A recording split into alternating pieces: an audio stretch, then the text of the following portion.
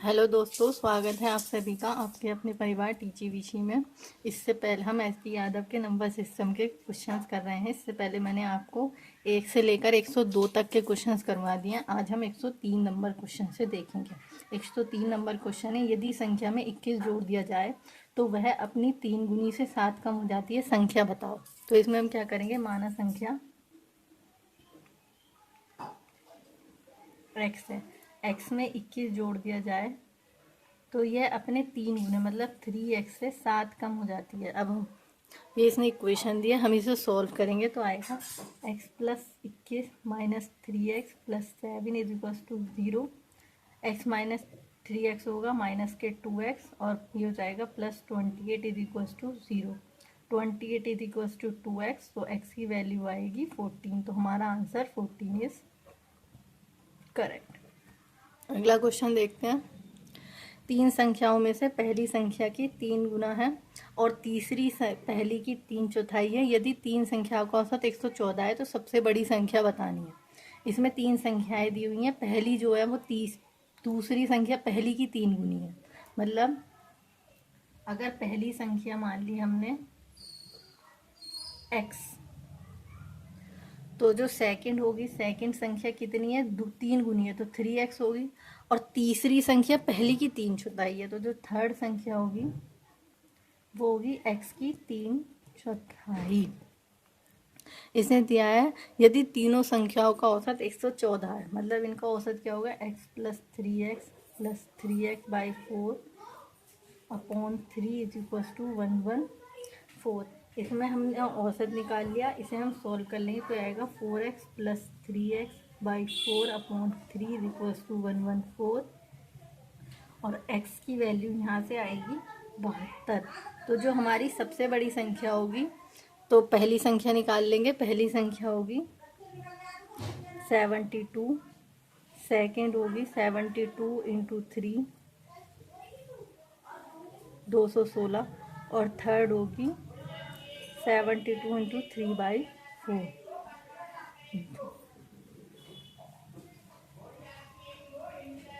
18 गुणा 3। तो हमारी सबसे बड़ी है 216 और यही हमारा आंसर हो जाएगा। अगला क्वेश्चन देखना है, क्वेश्चन नंबर 105। 105 है, किसी संख्या की 3 गुनी में से 7 घटाने पर परिणाम 14 प्राप्त होता है, वह संख्या है। मान लेते हैं एक संख्या है x, इसके 3 गुने में से 7 घटा दिया तो हमें 14 प्राप्त हो गया। तो हमें x की वैल्यू बतानी है। 3x इज इक्वल टू जाएगा 14 plus 7 is equal to 21। 3x is equal to 21, तो x की वैल्यू आ गई 7 और यही हमारा आंसर हो जाएगा।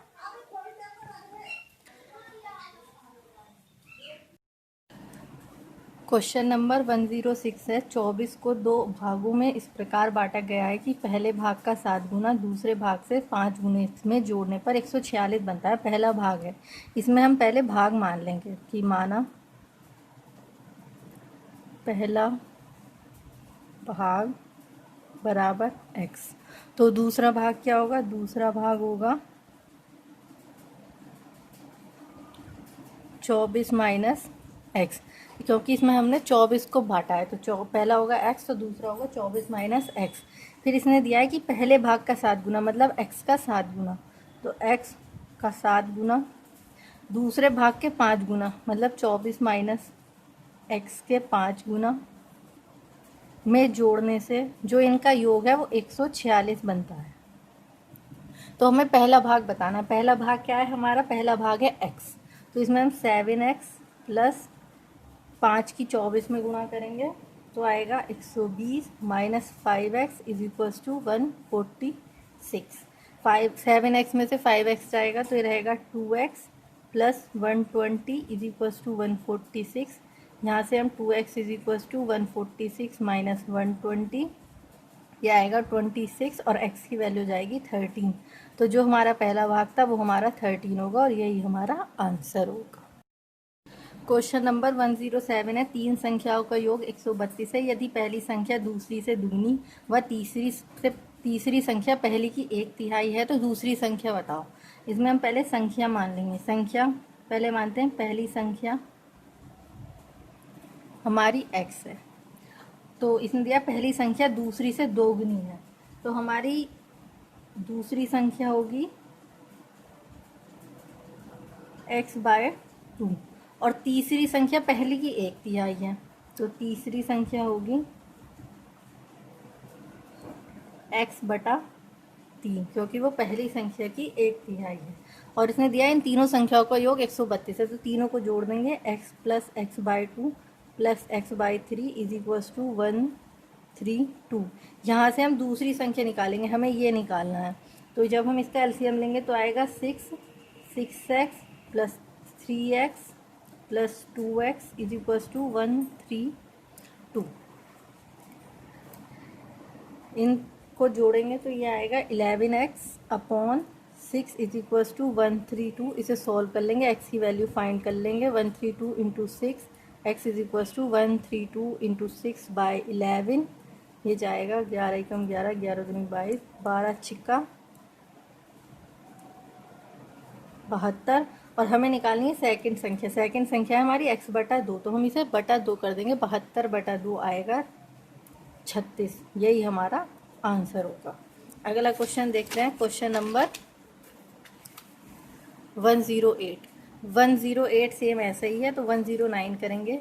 यदि किसी संख्या का 3 गुना इस संख्या के 3/5 से 60 अधिक हो तो वह संख्या बताओ।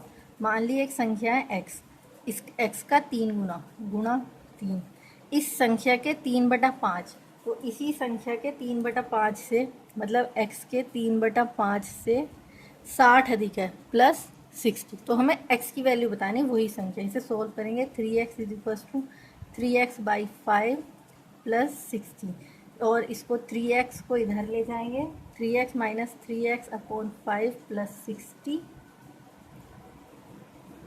इज इक्वल्स टू 60 रह जाएगा। इसका एलसीएम लेंगे, ये आएगा 15x minus 3x is equals to 60 गुणा 5। 15 में से 3 गए, 12x इज इक्वल्स टू 60 गुणा 12, और फिर 12 पंजे 60, x की वैल्यू आ जाएगी 25। यही हमारा आंसर होगा। क्वेश्चन नंबर 110 है। 3 संख्याओं का योगफल 140 है। पहली संख्या दूसरी की 2 गुनी तथा तीसरी संख्या की 4 गुनी है। सबसे बड़ी संख्या क्या होगी? इस तरीके का अभी क्वेश्चन मैंने 108 करवाया है, तो इसमें भी हम मान लेंगे सबसे पहले पहली संख्या बराबर x। पहली संख्या दूसरी संख्या की 2 गुनी है, तो दूसरी संख्या होगी x/2, और तीसरी संख्या की 4 गुनी है, तो तीसरी संख्या होगी हमारी x/4। इन तीनों का योगफल 140 है, तो x/2 x/4 is equals to 140। इसका एलसीएम ले लेंगे, ये हो जाएगा 4 दूनी 8, 8x plus 4x plus 2x is equals to 140। यहाँ से हम x की वैल्यू फाइंड करेंगे। 8 और 4 12 और 2 16x बटे 8 इक्वल्स टू 140। 8 दूनी 16, x की वैल्यू आएगी 70।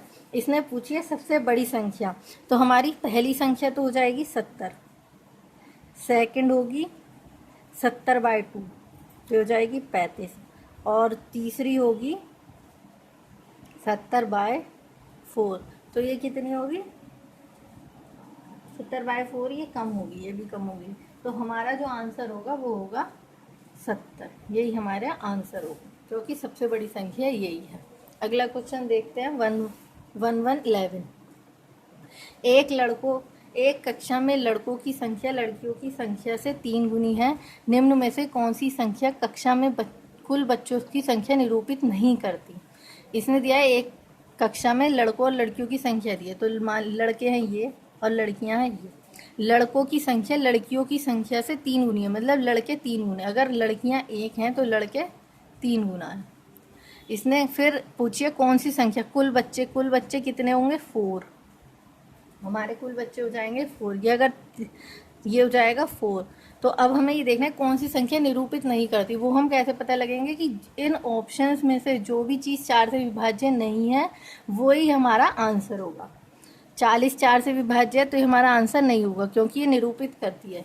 42 4 से विभाज्य है, ये विभाज्य नहीं होगी, तो यही हमारा आंसर होगा। 44 विभाज्य है और 48 विभाज्य है। अगला क्वेश्चन है 112 एक कक्षा में लड़कियों की संख्या लड़कों की संख्या से 5 गुनी है, निम्न में से कौन सी संख्या कक्षा के कुल बच्चों को निरूपित नहीं करती। ये भी बिल्कुल सेम ऐसा ही है, बॉय लिख लेंगे, गर्ल लिख लेंगे। लड़कों की संख्या से 5 गुनी है, तो अगर लड़कियां हैं 1 तो लड़के होंगे 5 और ये टोटल होगा 6। अब हमें देखना है कि इन ऑप्शंस में से कौन सा ऐसा डिजिट है जो 6 से विभाज्य नहीं है। 54 6 से विभाज्य होगा, 42 भी और 24 भी, सिर्फ 35 नहीं होगा, तो यही संख्या हमारा निरूपित नहीं करती। अगला क्वेश्चन है 115 तीन संख्याओं में पहली संख्या दूसरी की दुगुनी तथा तीसरी की 3 गुनी है, तीनों संख्याओं का औसत 88 है, छोटी संख्या बताओ। सेम ऐसे क्वेश्चन हो चुके हैं, फिर बता देती हूँ। मान लिया पहली संख्या x है, दूसरी संख्या x/2 होगी और तीसरी संख्या x/3 होगी। इनका औसत 88 है, तो इनको जोड़ देंगे x/2 plus x/3 upon 80 upon 3 is equals to 88। यहाँ से जब हम गुणा भाग करेंगे तो x की वैल्यू आ जाएगी 144। और अब इन तीनों संख्याओं में अगर हम देखेंगे तो सबसे छोटी संख्या कौन सी होगी, x तो सबसे बड़ी है। और फिर दूसरी संख्या अगर हम बड़ी संख्या को 2 से भाग करेंगे तो वो छोटी आएगी, और 3 से भाग करेंगे तो वो और भी छोटी आएगी। तो हमारी सबसे छोटी तीसरी संख्या है। इसने छोटी संख्या पूछी है, तो हमारी जो तीसरी संख्या होगी यही सबसे छोटी होगी। तो तीसरी संख्या इज इक्वल्स टू 144 अपॉन 3। इसको 144 को 3 से जब डिवाइड करेंगे तो ये आएगा 48 और यही हमारा आंसर होगा। अगला क्वेश्चन देखते हैं 116। ये बहुत इंपॉर्टेंट है और अलग टाइप के क्वेश्चन है। भेड़ तथा गडरियों के एक समूह में 16 पैर हैं जो सिर की संख्या से 10 अधिक हैं। इनमें भेड़ों की संख्या बतानी है। सबसे पहले तो ये है कि भेड़ और गडरिये एक समूह में चल रहे हैं, उन सबके जो पैर हैं वो 16 हैं और सिर जो है वो 16 से 10 ज़्यादा हैं। मतलब अगर पैर सबके 16 हैं तो 10 ज़्यादा मतलब 26 सिर हैं सबके। इन भेड़ों की संख्या बतानी है।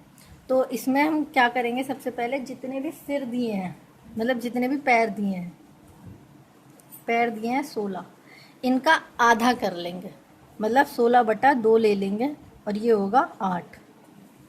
फिर सिर की जो संख्या दी हुई है, सिरों की संख्या निकालेंगे। सिर की संख्या कितनी होगी,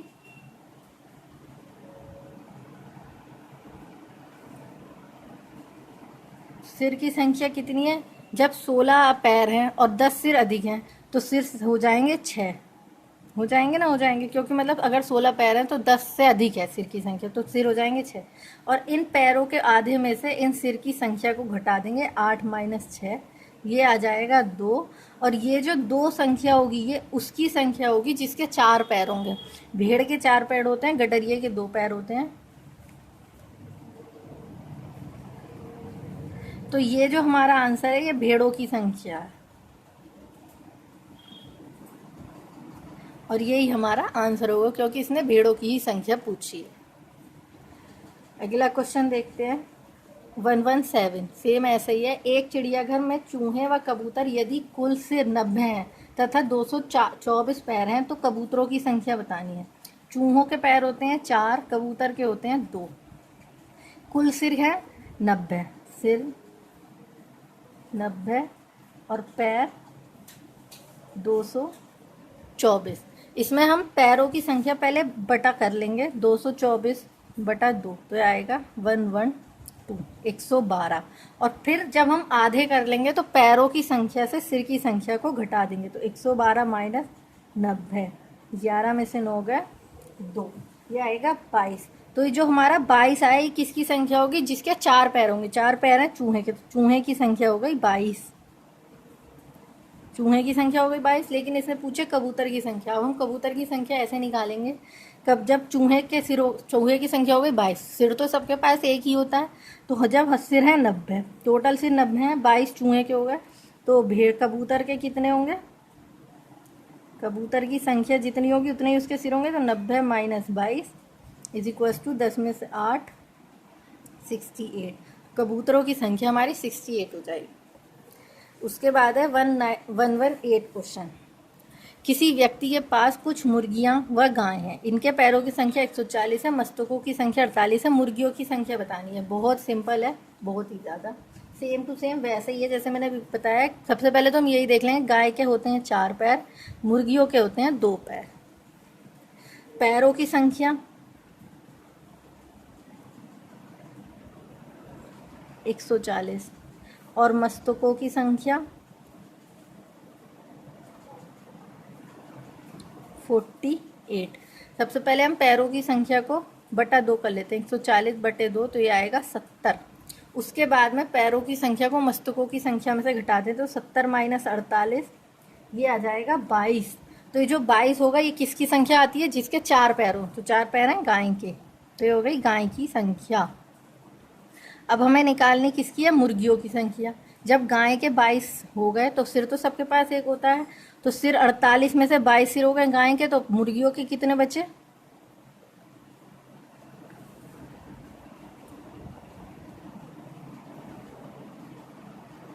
26। और यही हमारा आंसर हो जाएगा।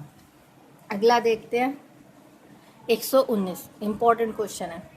कुछ संख्या में घोड़े व उतनी ही संख्या में आदमी कहीं जा रहे हैं।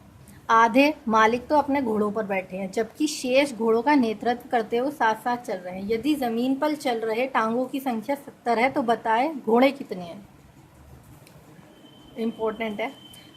इसमें दिया हुआ है एक घोड़ा, मतलब जितने घोड़े हैं उतने ही लोग हैं, लेकिन कुछ तो आधे लोग तो अपने घोड़ों पे बैठे हैं और आधे नीचे चल रहे हैं ज़मीन पे। तो उनकी ज़मीन पर चलने वाले टांगों की संख्या, मतलब जो ज़मीन पे चल रहे हैं उनकी टांगे लोगों की और घोड़ों की टांगे 70 है। तो घोड़ों की संख्या बतानी है। सबसे पहले तो यही है, घोड़ों की संख्या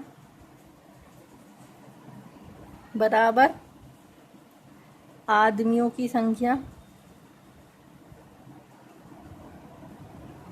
बराबर x। ये हो जाएगा हमारा x। फिर उसके बाद में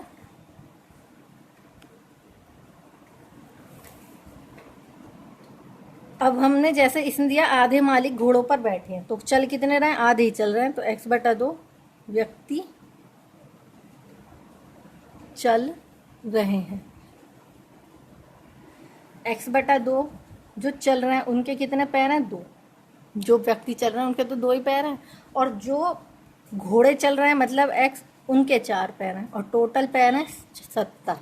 इसको सॉल्व करेंगे, इसे निकाल लेंगे आंसर इसका। तो क्या आएगा? 2 से 2 जाएगा, x plus 4x is equal to 70, 5x is equal to 70। तो x की वैल्यू आ गई हमारी 14, और यही हमारा आंसर होगा क्योंकि इसने घोड़ों की संख्या पूछी है। ठीक है ना? ये एक अच्छा क्वेश्चन था, आप इसे दोबारा से समझ सकते हैं अगर ये समझ ना आया हो तो। क्वेश्चन नंबर 120 है। भैंसों तथा बत्तखों के एक समूह में सिरों की संख्या के दुगने से 24 अधिक है। समूह में सिरों की संख्या के दुगने से 24 अधिक पैर हैं। पैर भैंसों की संख्या बताना है। सबसे पहले हमने मान लिया सिरों की संख्या। सिरों की संख्या हो गई x। सिरों की संख्या के 2 गुने मतलब x का 2 गुना और 24 अधिक, ये हो गए हमारे पैर हैं। पैर कितने हो गए? 2x plus 24। हम कैसे निकाल देते? पहले पैरों का आधा कर लेते थे, मतलब 2x बटा 24 बटा 2। तो ये कितना आएगा? x plus 12। ये हमारा बटा करके आ गया। फिर पैर में से सिर घटा देते थे तो आएगा x प्लस 12 माइनस x, तो ये हो जाएगा 12। और ये जो 12 आता था ये आता था उसकी संख्या जिसके 4 पैर हों। तो भैंसों की 4 पैर होते हैं, बत्तखों के 2 पैर होते हैं। इसने भैंसों की संख्या पूछी तो यही हमारी भैंसों की संख्या होगी। यही हमारा आंसर है। अगला क्वेश्चन है। एक छात्र को एक संख्या को 6 से विभाजित करने और उसके भागफल में 12 जोड़ने को कहा गया, किंतु छात्र ने पहले 12 जोड़ दिए और उसके बाद प्राप्त संख्या को 6 से विभाजित किया, तदनुसार उसे 112 प्राप्त हुआ। सही उत्तर कितना होगा? एक छात्र से कहा गया कि एक संख्या ले लो, उसमें फिर उसे 6 से भाग करो और उसका जो भागफल आया उसमें तुम्हें 12 जोड़ना है, लेकिन उसने पहले 12 जोड़ दिया फिर भाग करी, तो उसका जो आंसर आया वो 112 है। तो हमें उसका वो बताना है सही उत्तर क्या होगा। तो मान लिया वो संख्या जो थी x थी। मानव संख्या x थी। तो इसमें क्या करने को कहा था कि जो है तुम्हें 6 से विभाजित करना, मतलब x/6 और फिर 12 जोड़ना, ये हमने कहा था। लेकिन उसने किया क्या, x में पहले 12 जोड़ा, फिर 6 से भाग करी और आंसर ले आया 112। हमें x की वैल्यू बतानी है। x की वैल्यू फाइंड इससे कर लेंगे, x + 12 = 112 गुणा 6। और इसको जब हम 112 गुणा x + 12 = 112 गुणा 6 कितना होता है, 6 दूनी 12, 6 कम 6 और 1 7, 6 कम 672। तो x की वैल्यू आ गई 672 - 12, तो ये हो जाएगा हमारा 660 आंसर। वह जो संख्या थी वो 660 थी। संख्या तो आ गई 660, लेकिन हमें सही उत्तर निकालना था। सही उत्तर कैसे निकालेंगे कि इसमें पुट करेंगे हम 660 को, 660/6 + 12 = 110 + 12 = 122। तो जो हमारा सही उत्तर होता है वो 122 होता है, जबकि उसने आंसर ले आया 112। अगला क्वेश्चन है 122। 5A7 में 335 जोड़ने का परिणाम 882 संख्या 3 से विभाज्य है, तदनुसार a का अधिकतम मान कितना होगा। a का अधिकतम मान बताना है। इसमें कैसे होगा, 5A7 335, 7 और 5 कितने होंगे, 7 और 5 होगा 12, हासिल लगा 1, 3 और 1 4, यहाँ पे इसने दिया है 882 दिया हुआ है नीचे। तो इसे 3 से विभाज्यता का बताना है। तो हम क्या करेंगे, सीधा यही देख लेंगे कि ए की अधिकतम नियम देख लेंगे। ये हमारा बहुत ही सिंपल क्वेश्चन है, तो आप समझ ही चुके होंगे। तो ये आपके लिए होमवर्क में है। तो इसका आंसर होगा 4 आंसर होगा। मैं आपको आंसर बता देती हूँ। अगला क्वेश्चन है 123। 123 क्वेश्चन है, 3 धनात्मक संख्याओं में पहली और दूसरी का गुणनफल 42 है तथा दूसरी तथा तीसरी का गुणनफल 56 है तथा तीसरी व पहली का गुणनफल 48 है। तो तीसरी संख्या बताओ। पहली दूसरी संख्या का गुणनफल 42, तीसरी संख्या का गुणनफल 56 और तीसरी गुणा पहली संख्या का 48। हमें तीसरी संख्या बतानी है, मतलब थर्ड नंबर। इस तरीके के क्वेश्चन मैंने बहुत सारे करवाए हैं आपको। इसमें हम क्या करेंगे, इन तीनों की मल्टीप्लाई कर लेंगे, 1 2 3। Equation 1 into equation 2 into equation 3, तो आएगा फर्स्ट का स्क्वायर इंटू सेकेंड का स्क्वायर इंटू थर्ड का स्क्वायर = 42 गुणा 56 गुणा 48। इसके बाद में जब हम स्क्वायर हटाएंगे तो इस पे चढ़ जाएगा रूट, 42 गुणा 56 गुणा 48। और इसको जब हम वो करेंगे, मतलब सॉल्व करेंगे, तो क्या आएगा, 7 छंग 42, 8 सती 56 और 48 का आएगा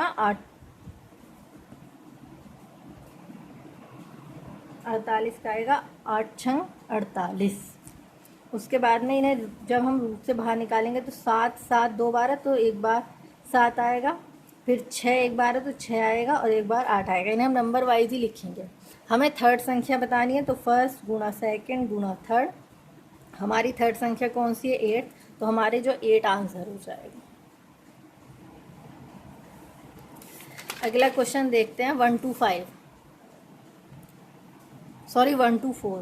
किसी संख्या को 2 से गुणा करके 16 जोड़ा जाता है, प्राप्त संख्या को 2 से विभाजित किया जाता है और फिर प्राप्त भागफल में मूल संख्या घटाई जाती है, तो शेषफल बताओ।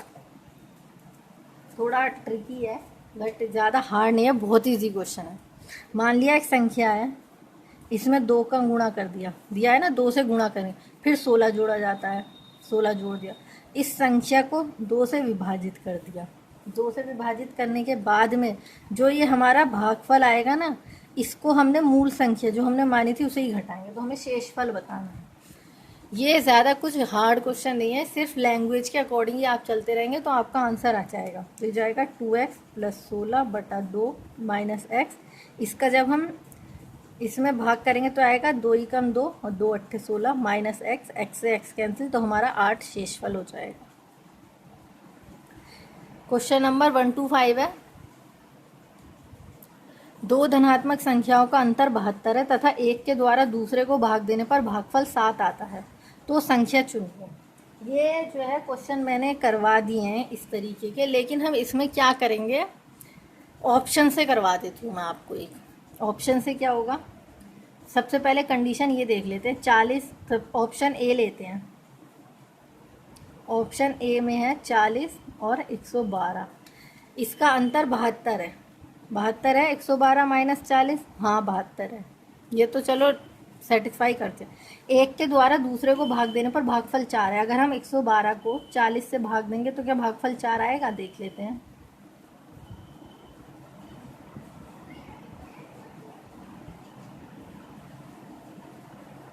नहीं, ये 4 नहीं है, तो ये हमारा आंसर गलत हो गया। ऑप्शन नंबर बी देखते हैं। ऑप्शन नंबर बी में 96 माइनस 24, जब इन्हें घटाएंगे तो 72 आता है। फर्स्ट कंडीशन अप्लाई हो गई। सेकंड कंडीशन देखेंगे, 96 को जब हम 24 से भाग करेंगे तो क्या 4 आएगा। अगर 4 आए तो ये हमारा आंसर होगा। 2 एकम 2, 2 दूनी 4, 2 चौक 8, 2 अट्ठे 16, 2 छंग 12, 2 दूनी 4, 6 चौक 24, ये हमारा 4 आ गया। इसने ये वाली कंडीशन भी अप्रूव कर दी, ये वाली कंडीशन भी अप्रूव कर दी, तो हमारा ऑप्शन नंबर 20 सही होगा। तो हमें आगे के ऑप्शन करके टाइम वेस्ट करने की ज़रूरत ही नहीं है। अगला क्वेश्चन देखते हैं 1 to 6। अगला क्वेश्चन है, यदि किसी संख्या का 2 गुना करके उसमें 20 जोड़कर वही उत्तर प्राप्त हो जो उस संख्या के 8 से गुना करके गुणनफल में 4 घटाकर प्राप्त हो, तो संख्या बताओ। मान ली जो एक संख्या है वो x है, इसने बोला x का 2 गुना, 2 गुना कर दिया, 2 गुना और 20 जोड़ दिया, 20 जोड़ दिया, तो जो उत्तर प्राप्त हुआ है वो उसी संख्या में 8 गुना करके और गुणनफल में से 4 घटाने पर प्राप्त होता है। तो ये हमारा इक्वल आंसर है इन दोनों का। तो यहाँ से हमें संख्या बतानी, मतलब x की वैल्यू फाइंड करनी है। तो कैसे होगा, 2x plus 20 is equal to 8x minus 4। इन सबको एक साइड ले आओ। 2x plus 20 minus 8x plus 4 is equal to 0। 2x minus 8x हो जाएगा माइनस 6x, 20 प्लस 24 हो जाएगा plus 24 is equal to 0। 6x is equal to 24, तो x की वैल्यू क्या आएगी, 4। और यही हमें बताना था, यही हमारा आंसर हो जाएगा। क्वेश्चन नंबर 1 to 6 देखते हैं। एक संख्या को 5 से गुणा करके गुणनफल के साथ 25 जोड़ा गया है। योगफल को 5 से भाग दिया जाए एवं भागफल में मूल संख्या को घटाया जाए तो शेषफल क्या होगा। ऐसे ही क्वेश्चन अभी मैंने 1 to 4 करवाया, सेम वैसे ही क्वेश्चन है। एक संख्या है x, इसमें 5 का गुणा कर दिया, गुणा करके गुणनफल के साथ 25 जोड़ दिया हमने 25, और फिर योगफल को 5 से भाग कर दिया, ये आ गया इसका भागफल। अब हम भागफल में मूल संख्या को घटा दिया, मतलब मूल संख्या कौन सी थी, x, तो हमें शेषफल बताना है। इसका वैसे होगा 5x plus 25 upon 5 minus x. 5 से इसे भाग देंगे तो क्या है, x plus 25 minus x, x से x कैंसिल बराबर 25, यही हमारा आंसर हो जाएगा। तो आज के लिए इतना ही। आई होप आपको ये वीडियो पसंद आई हो। अगर आपको ये वीडियो पसंद आई है then please like share and subscribe, और ये वीडियो सभी फ्रेंड्स को अपने शेयर कीजिए जिसको एस.डी. यादव पढ़ने में इंटरेस्ट है, या फिर जिसकी मैथ्स कमज़ोर है, जिसकी मैथ्स बहुत परफेक्ट है वो भी इस वीडियोज़ को देख सकता है, उससे उन्हें मैथ्स के लिए प्रैक्टिस मिलेगी। And thanks for watching.